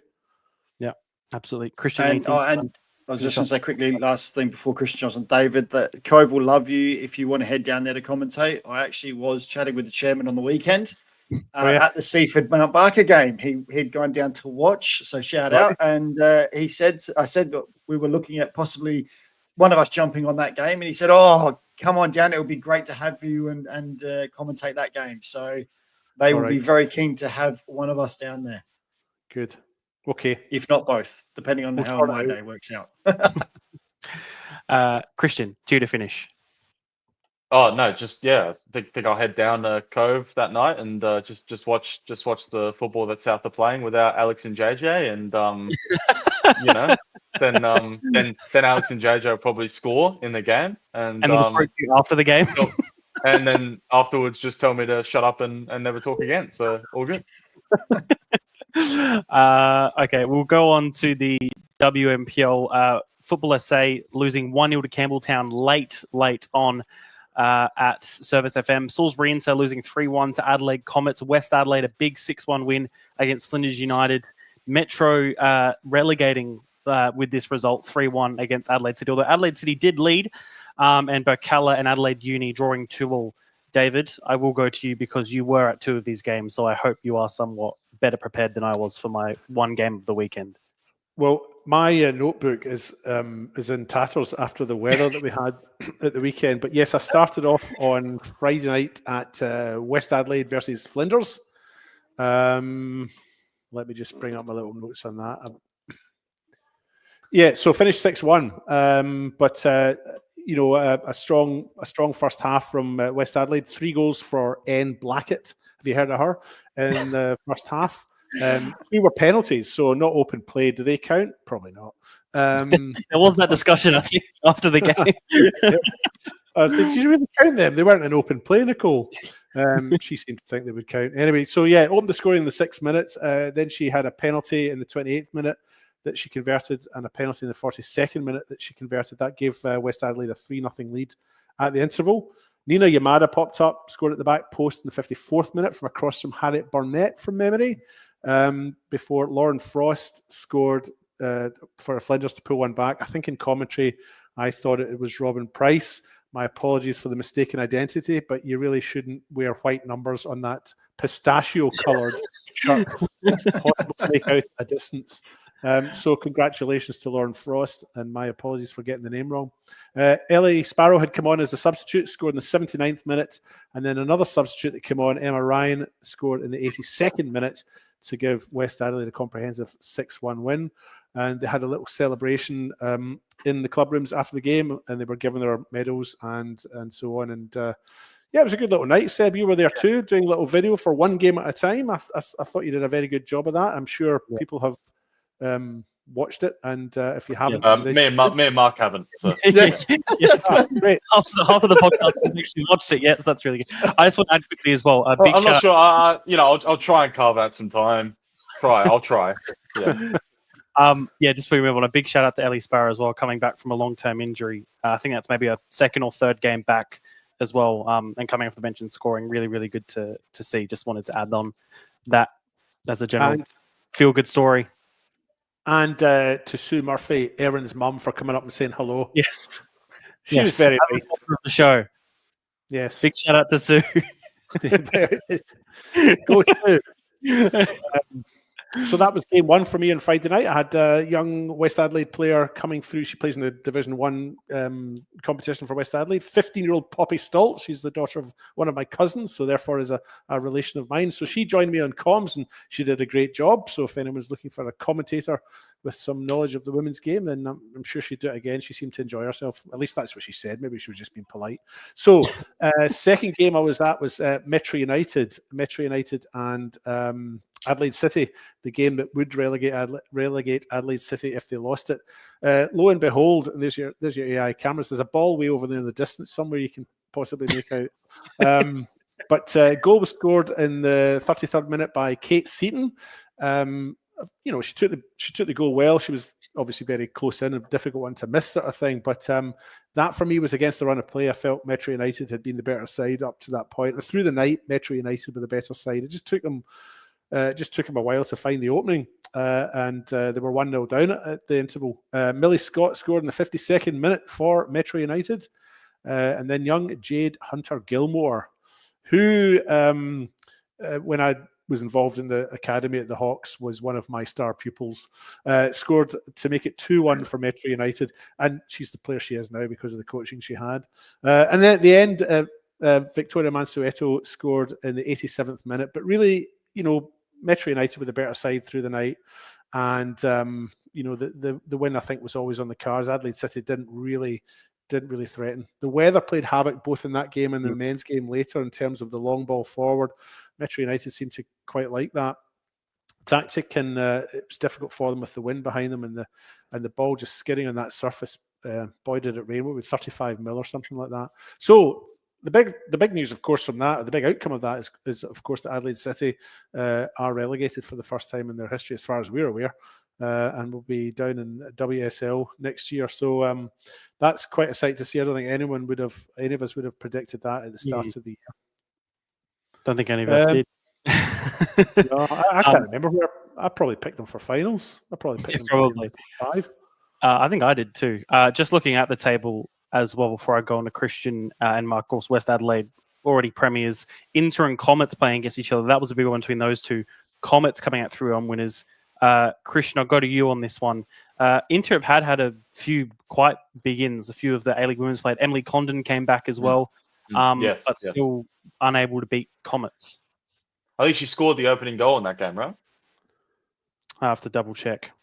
Yeah, she did. Yeah. And then Chrissy Panagaris scored the equalizer, and so I mean, you're probably looking at Salisbury Inter and Comets as the two most likely to threaten West Adelaide in the final series. I mean, you probably got to do a little bit on Campbelltown, because I mean, I think the last time I was in here, we were talking about how, if the season started with the way they're playing right now, that they'd probably be like top 4. Like, I don't know. maybe they'd be better than that.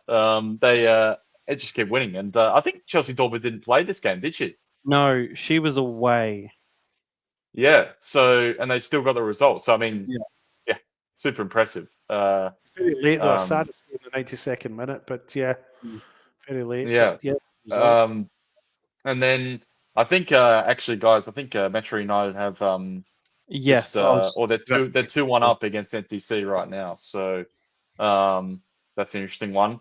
I was a little bit concerned when I saw Metro United were down for that long against that Adelaide City team for them, but they turn it around. I mean, we can kind of do the whole Adelaide City thing again. We did it last time I was on, but I mean, just unbelievable mismanagement of that program.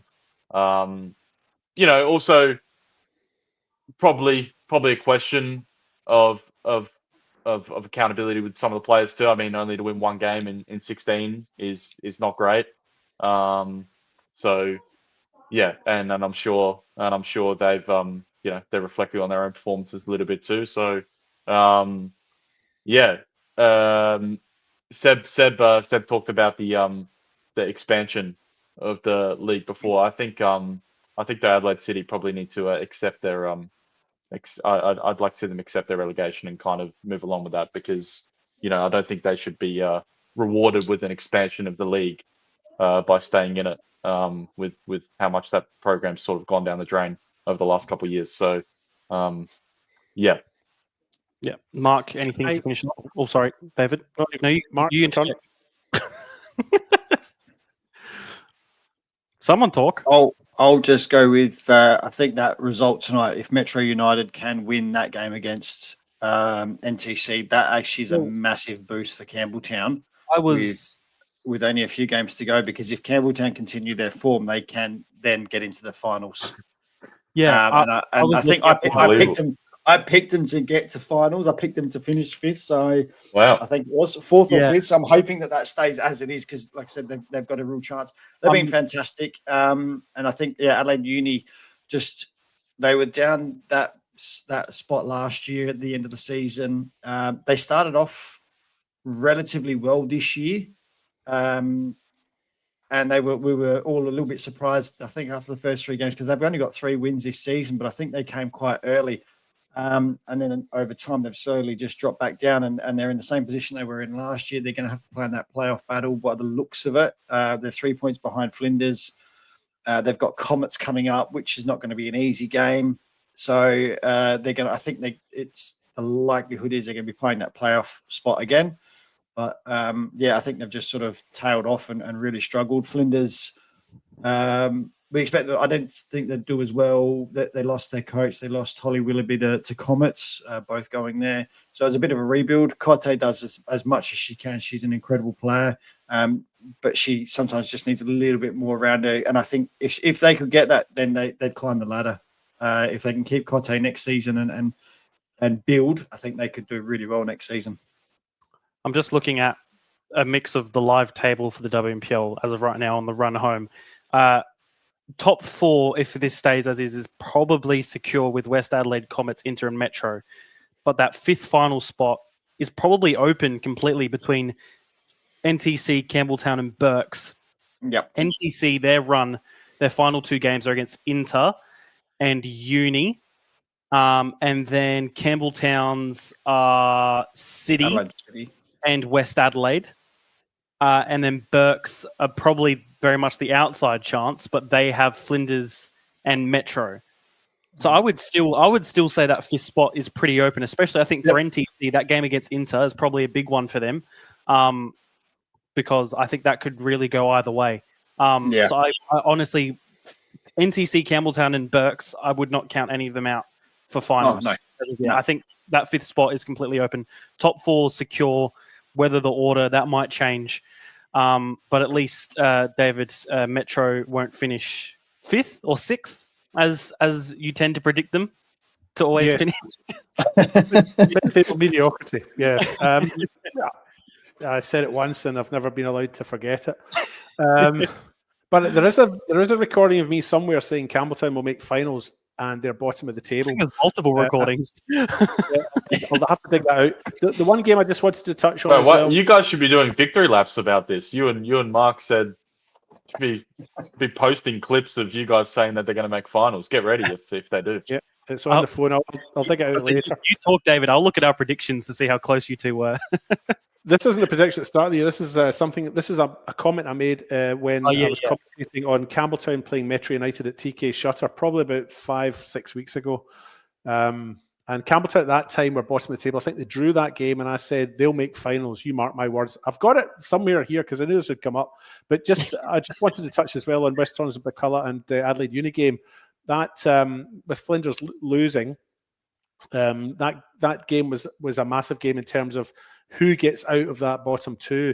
So it ended up a draw, and that Uni are sitting down there on 15 points, 3 points adrift of Flinders now. But had Uni won that, they would be not only above Flinders in goal difference, but they would also have been above. Actually, they wouldn't have been above. There would be 1 point between them. So that game, massive outcome in terms of what's happening at the bottom of the table. Yeah, absolutely. League very much heating up in the final 2 games. I honestly cannot wait. I'm very, very excited to see how it all ends up. We'll go on to the men's NPL. West Torrens Bacalla losing 3-0 at Bacalla to Playford. Adelaide City with a massive 5-1 win over Para Hills. Adelaide Croatia Raiders, a 3-1 loss against Croydon. Adelaide United 4-2 winners over Campbelltown City in what was a wild game there. Metro Stars securing the premiership 3-1 over the Jets, and FK Beergrad and Adelaide Comets last night having a 2-2 draw. Mark, I'll start with you just to quickly, I guess, add on to Berks and Playford. You spoke about earlier. Basically, just the weather terrible in Playford. Yeah. Weather was awful. Playford played played the weather better than what Berkala did. Playford had the wind in the first half, utilised it, scored 3 goals. Second half, they went to a 5-man defence and just relied on a low block and played on the counter the entire second half. So the 3 goals were massive in that first half because it allowed them just to sit in that second half and defend. Osprey in goal, I don't think had a save to make in that entire game, to be honest. Burks really struggled going forward in the first half and the second half. Like I said, second half would have been a lot harder because they were crowded out effectively with the 5-man defence, but they really didn't offer much attacking wise. But yeah, Playford certainly good for their win. Like I said, they took the 3-0 lead, and then the second half they came out and they brought on Woolard, sat him in a back 5 alongside Harriman and Harvey, and then they had the two fullbacks outside of that. Burks couldn't break them down and came away with I won't say an easy. It was a very hard win, just like I said. But the weather was an absolute nightmare to play any type of real football on, to be honest. So the football they were able to play, it's kudos to them to be able to even play a football on there. Like I said, the driving rain and it was coming in almost horizontally. It was ridiculous. Any others you want to touch on, Mark, while you're here? No, not really.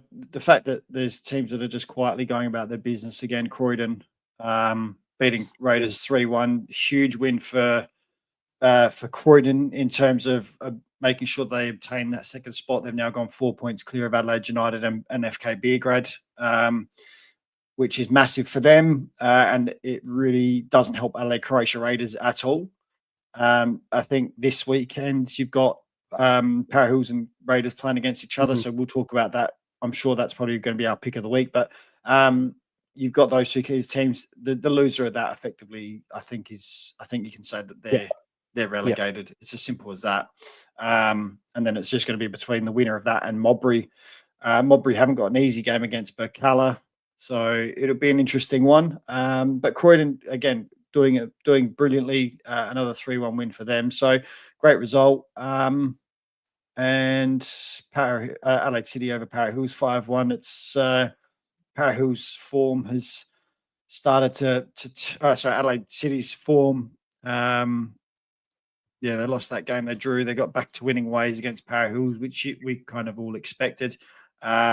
They've got most of their players back as well. Adelaide City now coming into the right time of the season. Buko's back, making a big difference in the middle of the park for them as well. I know he's made our team of the week, I think 2 weeks in a row now. Just shows you the class he has and the fact that he's come back on, guys. He gets enough praise. He gets enough praise. But no, he makes a big difference to that side. It's as simple as that. So yeah, I think I'll let you guys cover the other Christian, other games. Yeah. Well, I mean, I commentated the Croydon Raiders game, so I guess I'll talk about that a little bit. Mark's right. It's a big result for Croydon. They're 9 undefeated. They've won 7 of their last 9. It's pretty incredible. To be honest, they probably could have lost the Adelaide City game at home. Adelaide City had like a 20-minute period there where they were kind of all over them. But I think the resolve from them in this game was impressive. I didn't think they actually played very well, but they just sort of, it was like one of those late season away wins where they just kind of got the job done against a team that's really desperate. And it's kind of, it's a good sign of a team that actually might be able to, make some noise in the finals, not just riding the wave of some momentum. So, and on the Raiders side of things, I think Para Hills are, if you ask me now, I'd say that they're definitely going down. I just can't see the kind of roadmap. I know, and people probably say they're at home this week, and they can easily just beat Raiders, and that could kind of give them massive sort of confidence boost. I just don't see how they're going to not concede. That's probably the main thing with them, and then with Raiders, I think Raiders are playing this 3 at the back system, and I actually thought they had a bit of success against Croydon with it. Particularly Jack Osterstock was getting plenty of space down the left hand side. They just lack the quality to punish Croydon, and part of that's like also not having Anthony Costa who can finish chances. We know that. Yeah. But that's the frustrating thing for them at the moment. But their build-up play is not too bad. But I think they beat Para Hills. I think they've got enough to them to get the result there. And I just don't trust Para Hills defensively. I don't think you can at the moment. So there was that, and then yeah, the Bacala play for the result shocked me, and maybe it's just conditions. Maybe that's what you can put it down to. But Playford, when I watched obviously Playford against Metro, I was there, and Playford really disappointed me that day. I thought it was kind of the performance of a team which wasn't ready to, kind of be a legitimate threat in the finals.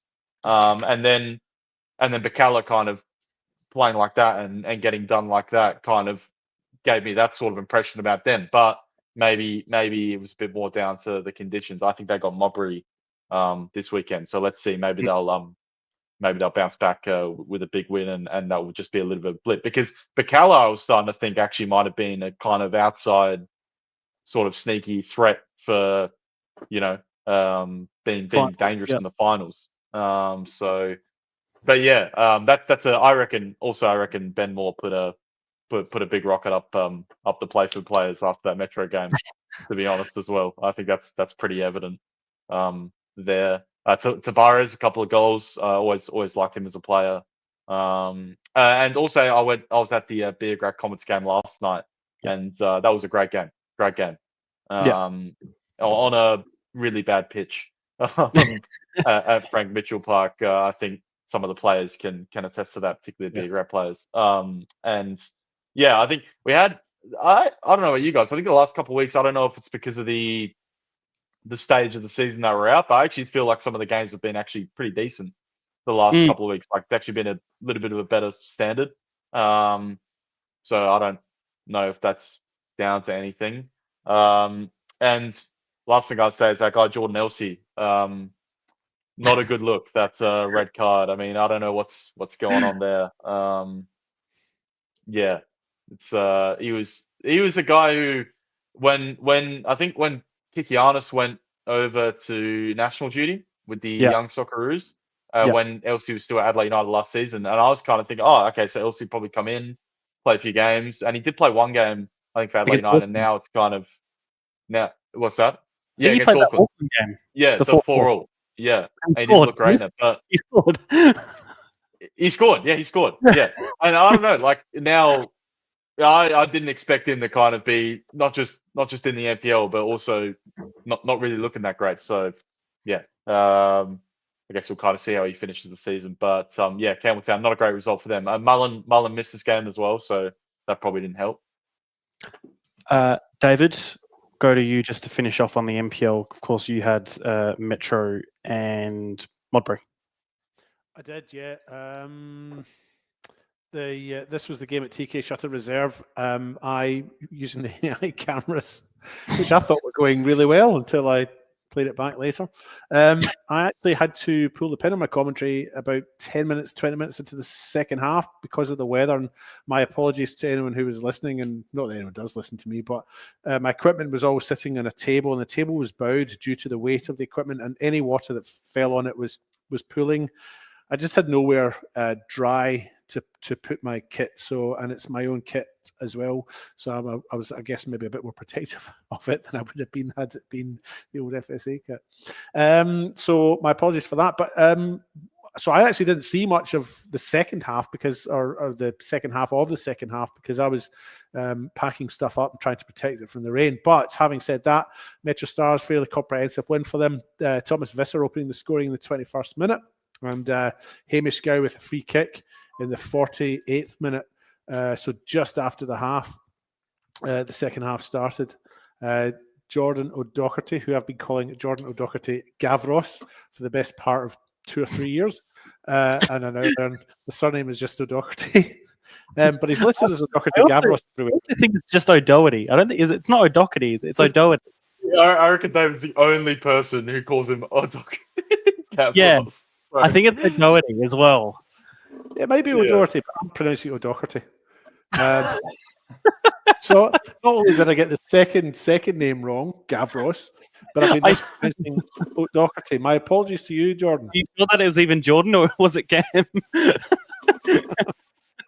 Now that I've been completely embarrassed, I'll move on to the Jackson Fortunato who scored in the 77th minute to put the game beyond reasonable doubt. They were Modbury weren't coming back from there. Big celebrations at TK Shutter Reserve, of course, for Metro Stars, but a very firm focus, I think, on what they've got tomorrow night, which is the game against Canberra, Croatia in the Stewart Cup. They're obviously taking that very seriously. That was quite apparent to me that is a game that they are taking very seriously. There's a few supporters going over as well, which I thought was great. So looking forward to seeing that. But yeah, Mr. Greystone has got some squad there. I mean, consistently good over the last few years. They've won the league here now. They go into finals, of course, and they've got their Australia Cup game. So look, not much more to report on that. The weather was just awful, and I've only just today packed everything away after having left it out under heaters for the last 3 days or so. That was atrocious. But it wasn't me. I was quite happy standing in it. It was the kit I was worried about. Fair enough, David. The things we do in the weather sometimes. We'll move on finally to the Australia Cup game, which happened last Wednesday. Croatia going out of the Cup 3-2. Christian, I'll go to you last because I know you have already spoken about the game on the Front Page Football podcast at length. But David and Mark, you both watched from home. How did you two see it? Me and Christian were both there, of course, but how did you two see it? Mark, I'll go to you first. I got excited at the end when they scored that that goal that got disallowed. It was clearly, it had to be disallowed. I don't think there was two ways about it. And I did see someone put that it was controversial. I was like, I'm not really sure it was a controversial disallowed goal. It wasn't. It was the fact that it was a clear foul and it needed to be chalked off. But look, I found it interesting that they rested players because they're worried about, from what I'm hearing, is they rested players. They'd certainly had a changed lineup. I think you Why? I don't understand resting players. It's a one-off game. Play your best side. Every game you got, play your best side. No need to rest players. I mean, you're playing every 3 days. If you can't recover from that at our level, then I can understand it at EPL level and things like that, and they've got all the kit to recover. But seriously, at our level, I remember I remember when I grew up and that playing senior football, we'd play on long weekend. We'd play the league on the Saturday, the cup on the Monday. Seriously, you don't need to be resting. You don't need to be resting players. It's one game. It's 1 week where you're going to have 3 games in 7 days. Yeah, you're not going to have another three game week for another couple weeks. No, I didn't understand all the changes. I thought they should have just played their best team, and I think if they did, they would have had a better chance. So, but yeah, it's a shame they're out. It was great that they got there. It's a shame that they're out. We all picked them because obviously we all want SA to do well. So, but it's a starting point for them, something they can hopefully build on and go, well, we managed to do well last year. Like for next season, we did well last year. Let's do it again this season and build from it. So yeah, they probably didn't deserve to win, but they move on and they'll go again. David? Yeah, just echo Mark's sentiments, back him up. I think I was a bit disappointed they didn't put out a full-strength team. I guess if you take a step back, and this is me thinking out loud rather than criticising Croatia Raiders, but you take a step back, you think, well, they're not going to win the Australia Cup, but they could potentially stay in the NPL. So with that thought in mind, I wondered if maybe they weren't that bothered about the Australia Cup, which would be maybe a bit disappointing if that was the case, but I'm sure the NPL survival is a more realistic option for them, and maybe that's where their primary focus was. Bit disappointing, because I backed them as well. I thought they would win that game, but no, they weren't good enough on the night. And by the time the players that could have made a difference came on, it was probably too late. That was all. Yeah. Mark has left us for now. We'll see him next week. Christian, to you to finish off. As I said, you spoke about it in a bit of length, but I guess to sort of summarize your thoughts on here for the more. Yeah, I've info spoken football about thing? it. I've spoken about it. Obviously, I was quite critical of Raiders and their performance of a couple of players. I'm not going to echo that here. I don't want to feel, I don't want to come across like I'm just badgering them. But I think so. Well, firstly, I think Beograd would be absolutely fuming about that semi-final because they win that game, particularly after watching them last night and kind of playing it over. I think they probably beat Cooks Hill, so they'd be furious having watched that game. I think. I hadn't thought about it And from also, that side. That's a good point, Christian. I hadn't thought about it from that You side. play that semi yeah, 9 more times, probably Just- Beograd wins the yeah. majority in current form. And yeah. And on my podcast, I kind of went into Raiders' run a little bit too, and I think, a lot of people probably thought it was a little bit they kind of lucked into the semi-final spot, and then they kind of, that was the first game under a new manager. So, but you still got to give the players credit for getting there in the first place. That's fair enough. I think the discussion you guys are having about selection is interesting because obviously I did the game on Saturday against Croydon, and obviously all the players who started on the bench started in midweek. Now, we'd have to get a Raiders person on here to really talk to this, but I think it's interesting when you got a club with a history of Raiders, and Mark's just left and he actually played for them, so it would have been pertinent to ask him. But Raiders for the last kind of 5 or so years have been like a yo-yo team, right? Now, obviously, for them as a club, you want to secure your status in the division. I get that. But also, like, who knows what could have happened if they put their eggs in the basket, they'd won that game, which they could have for sure.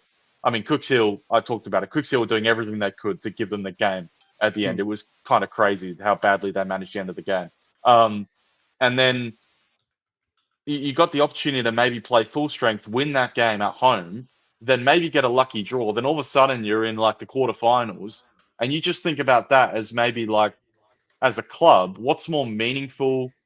I guess like is it kind of staying in the division is meaningful, but also even if Raiders were to get relegated, like we could probably make an argument that they're a pretty strong team. Like they'd probably just bounce right back up, right? Whereas if and I know it's easy for us to talk about this as media people, we're not actually involved as a club. I get it, but as opposed to like Raiders, when's the next time they're going to make the Australia Cup final rounds? Like it's not a guarantee. It's not a guarantee. It's very difficult to make it. So, I just think they had an opportunity there to actually maybe make a historic run, maybe, or as I think David said, maybe they looked at it and thought, we're probably not going to get any further than the round of 16 anyway. So what's the point? But I don't know if that aligns with their ambitions, maybe as a club. So that's where the disconnect probably is there. Yeah, I think you're probably right, Christian. You wouldn't want to think that a club at that level doesn't have that ambition. I'm just saying the thought crossed my mind because if they draw, I don't know, one of the Melbourne teams away, or even a New Zealand team away, I mean that complicates things as well, doesn't it? If they draw I'll give you an example. Like there's like a team, Nanawading City, third division Victorian team. They beat Darwin Olympic in the round of 32 9-0. Now Raiders could have get drawn against them at home in the round of 16 if they beat Cooks Hill. That's a winnable game. All of a sudden you're suddenly lucked into the quarterfinals and massive night for the club. Like, but again, we're talking in hypotheticals, aren't we? And that's it's a difficult thing to weigh up.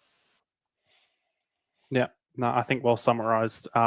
And I don't know, Seb, I don't know if David probably wanted to finish his point there. Oh no, I'm done. Okay. Yep. Okay. No, because I don't want to feel like I'm constantly interrupting here. No, absolutely good. All right, cool. Done through the past week. We'll go look forward to this weekend. In fact, tomorrow night at the end, where we'll go through the two South Australian teams involved in the Cup. So this weekend, predictions. As always, all of our predictions will be available on our Instagram and Facebook, but we will predict one game from each league here and right now. Starting off with Adelaide Atletico versus Gawler Eagles in State League 2 North. Just bringing the table up. It's funny, isn't it? I don't have to wait for Alessio or Mark, do I? Yeah, true. Well, I'm still here, David, but that's cool. Yeah.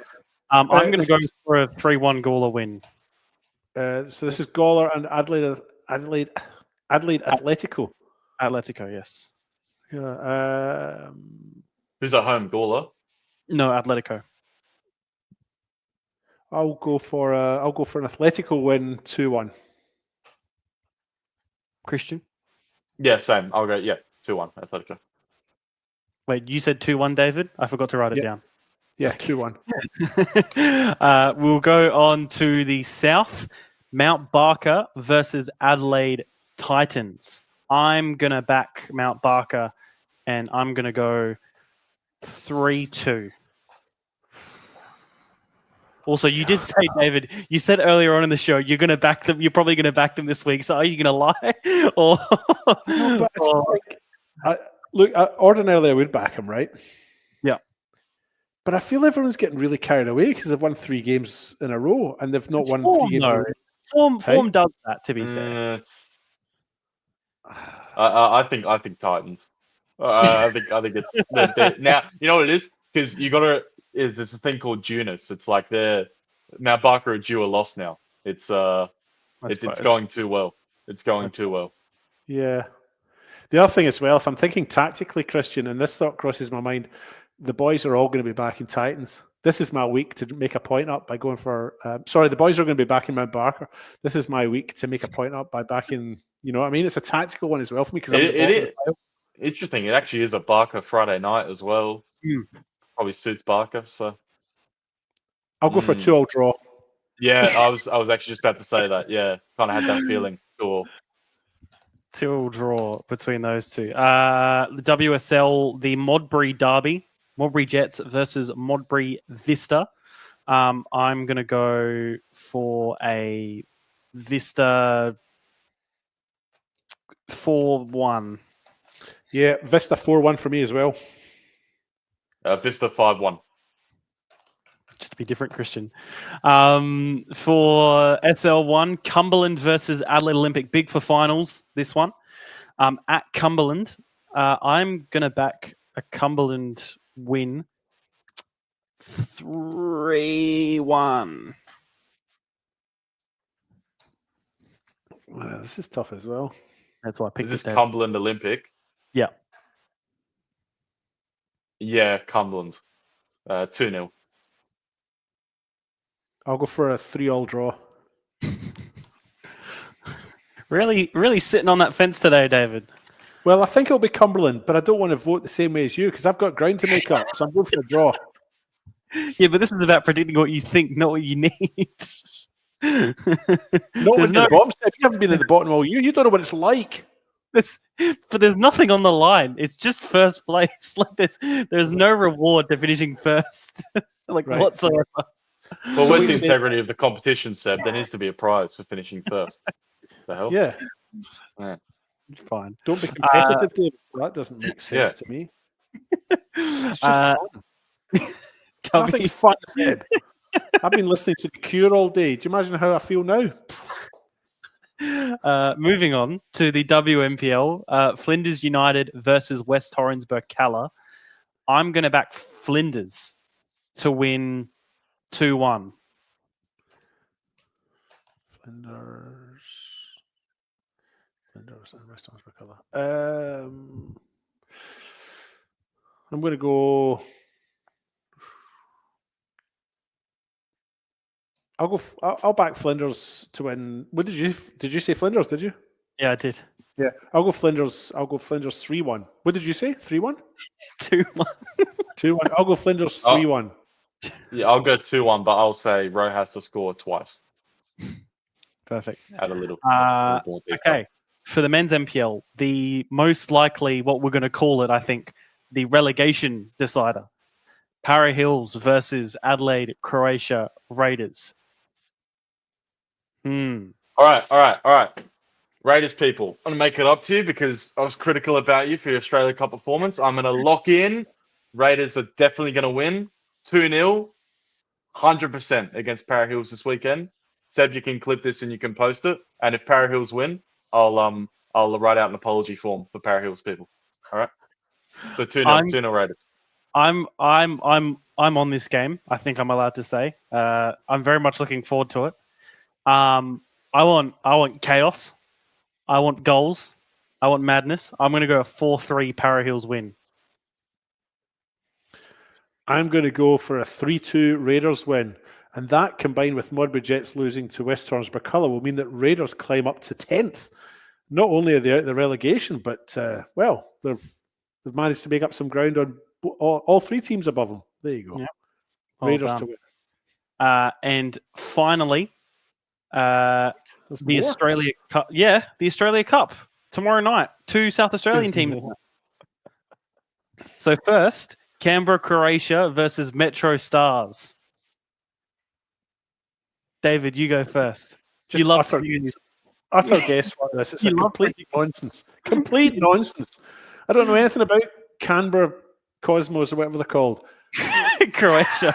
Go for a Isn't Canberra Cosmos? Didn't they used to be a real team? Yeah, Yeah. he's thinking about when Pele. He's thinking about the NSL. Did Pele No, come out you- here or some shit? New No, York or I'm thinking about New York Cosmos. Yeah, Yeah. Canberra were Canberra called the Cosmos? Yeah, I've just looked it up. yeah. I think they were, Yeah. yeah. Okay, so I'm going to go for a Metro Stars win. And I'm saying this because Danny Greystone stared at me across the table as he ate his burger and said, "Who did you pick this week, David?" Metro Stars, Mr. Greystone. Metro Stars. I'm going to go for a Metro Stars win in this game, 3-1. I am gonna go Canberra Croatia 2-1. I'm do it. going to Metro to watch the game tomorrow, and they're gonna be mad at me because I picked against them. That's the one I'm going to Canberra Croatia score a lot of goals. They got this guy who's also really good on set pieces, dead balls. Jones is his last name. Tom Jones, I think. He's an English guy. So Unusual. It's not unusual, yeah. be aware of that if you're tuning into the game. And I think I don't know. I just got this feeling. The away, it's going to be tough conditions. Also, it is a really good pitch, Deakin Stadium. I think Metro should be able to play the football that they want to play. But I don't know. I think they're going to lose. Yeah. Is that the stadium that was attached to the Institute of Sport where Canberra used to play? No. It's got an athletics track around it? No. I'm going to go 3-0 Metro. And again, Christian not picking the South Australian team. What's new, Pussycat? This is people expect me to come on here and be an SA football cheerleader. Not at all. I'm an SA football critiquer. The thing is, Christian, right? And this is just for the sake of argument. Canberra might have a guy called Tom Jones who scores a lot of goals for them, but what standard are the teams he's scoring against? Are they as good as the? I actually think no, David. My point is, it's an unknown, and she's a lady. Of course, but it's an unknown. See, it's an unknown for people in SA for the Canberra team, but for them, Metro an unknown. So it works both ways. I would say I think the ACT League it's a little bit better than what people probably give it credit for. But is it better than the South on the Australian? national? No, it's not better than South Australia. So no, I think Metro are the favourites, but I just got a funny feeling that we might see an upset. Yeah. Cool. And then the other South Australian team, the A-League team, Newcastle Jets versus Adelaide United. I think Newcastle are going to win. Yeah. I don't have any. Of course, I love Adelaide United, but I just don't see it happening. I think it's going to be a 3-1 to Newcastle. Seb, here's my one thought on this game, and I'm going to bring in my A-League brain on this one. Okay. I'm going to be really angry if Mark Milligan starts James Delianov over Noah James. I didn't think about that. Yeah, that'd be very interesting. Also, it's really interesting just in general if just the whole Delianov Adelaide United thing. But Noah James is better than him, and please don't start him anyway. But David, you can take it away. Newcastle are going to win 2-1. I think I've already done mine. I think I said Newcastle 2-1 as well. So, Okay. really positive for Adelaide United clearly this season. Or getting knocked out of the cup in the first round. Oh, Delilah. That should be our next challenge, David. Sneak as many Tom Jones songs into commentary as possible. Yeah, I've just looked him up. I didn't realise he had quite so many. But I think a lot of covers. I looked it up too, to be fair. He's got like 20 goals and assists in 10 games or something crazy like that. Yeah. He's like 60, so that's pretty impressive. Yep. What score did you pick again, David? I think I went for 2-1. 2-1. Perfect. All right. That is us done for another week. Anything to add on, David or Christian? Christian, anything you want to plug for Front Page Football? Any articles coming out? Well, actually, this is pertinent for the viewers here. Antonis dropped a preview. Some comments from Danny Greystone ahead of the game tomorrow. Best bit is him talking about how he's relieved that they're going to Canberra for an away trip and not Brisbane because obviously the players can't get up to any shenanigans since they're just going to Canberra. And I've been to Canberra and there's nothing to do there. So, yeah. No shenanigans to be had in Canberra. No. It's like there's like one club there. So, yeah. Good to know. Well, yeah, definitely have a read of that on frontpagefootball.net. Is that the website? Just to make sure. You've been condescending now, Seb. Yes, that is the website. Serious. I was just making sure. But yes, make sure to have a read. Even David has a few articles on there. You know, he betrays the podcast every now and then to write some words for the little website over there. Seb, we've got over 8,000 followers on Facebook. Let's be serious. Good on you, champ. Good on you, David. Anything you want to add on before we finish? No. Oh, actually, yeah. What was your favorite rock song? Oh, well, my favorite rock song would be Tom Jones song. It's a man's world from 1967 from the album 13 Smash Hits by Tom Jones. I was going to say, is that specifically the Tom Jones version? Actually, he did Burning Down the House as well. He did that, didn't he? So that was 1999. Gosh, is that 26 years since that was out? That's my favorite rock song ever. Burning Down the House by Tom Jones from the album Reload, 1999. Very nice. And no single for the week? It's not Jones. It's Thomas James. It's Thomas James. All these jokes are pointless. I was just trying to. It's Thomas James. I'll never fall in love again. No single, David? No, I was in a bit of a rush tonight because I'm on call and I've been summoned away a couple of times, so my apologies. I haven't got a single of the week. But I have got my Iron Brew can up there still. Yeah, the one week I ask about the single of the week too, and remember, I know. You don't have one. But no, yes. Thank you everyone for listening and watching the podcast. Again, appreciate the support, the follows, all that sort of stuff. Coming up to us in person, always appreciate and letting us know what you think about it, our podcast, and you know what parts you do and don't like more than appreciated. We've been told. David's question is normally, what do you think about the length? So that's always a. He's talking about the podcast, right? Yes, I'm doing. Yes. About yes. Yeah, I should. Yeah, I'll phrase that differently next time. But yes, please. Wow. Yeah, David's time to end. Said time to end this. I'm getting delirious. Yes, thank you for joining us. Appreciate the support. Like, follow, share, subscribe, support us if you can. Big up Freiburg for whatever reason. We'll see you next week and around the grounds. If you see us, say hi. So, yeah, enjoy your weekends. Enjoy the football. Enjoy the cups. Big weekend ahead. And thank you to you two for joining me. Tschüss. Auf Wiedersehen. See ya. Yeah. Yeah, okay. Alex Mullen to make it 3-1 in the grand final. Puts in the penalty and wins the grand final for Campbelltown City. No one attacks it, comes back off the Fernandez. It's a goal! It's goal! Oh! And then Talisman's got another one. City back quick. Jake King, what a shot! My goodness me! Can't teach that sort of stuff. Sends it in, keeps it low, and it's gone in! It's gone in! LA Uni have scored in time added. Tries to get under control, and the shot from Tolland! Salisbury into it, 2-0 up!